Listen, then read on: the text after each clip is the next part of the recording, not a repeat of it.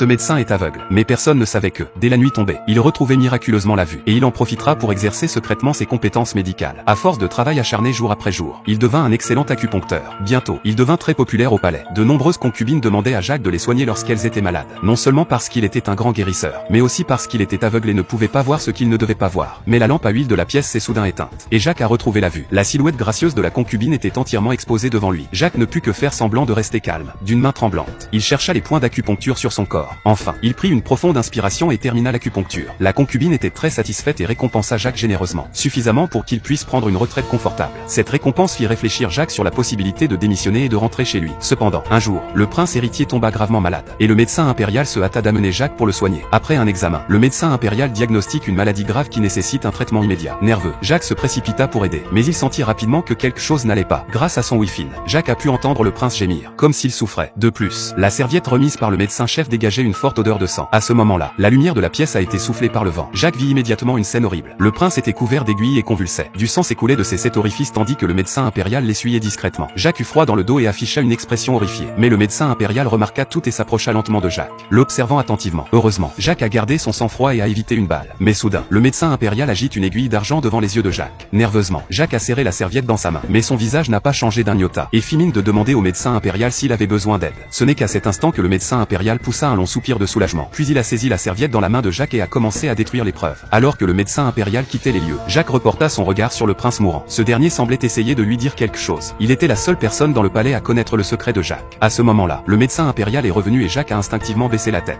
Le médecin alluma une bougie. Lorsque Jacques regarda à nouveau le prince, il ne vit qu'un flou blanc. Jacques et le médecin impérial quittèrent la chambre du prince. Mais tandis que le médecin se retirait pour la nuit, Jacques fit demi-tour en toute hâte, espérant sauver le prince. Malheureusement, il était déjà trop tard. Le prince avait succombé. Soudain, Jacques remarqua une aiguille d'argent plantée dans la tête du prince, une preuve accablante du crime. À cet instant, la voix du médecin impérial retentit depuis l'extérieur de la pièce.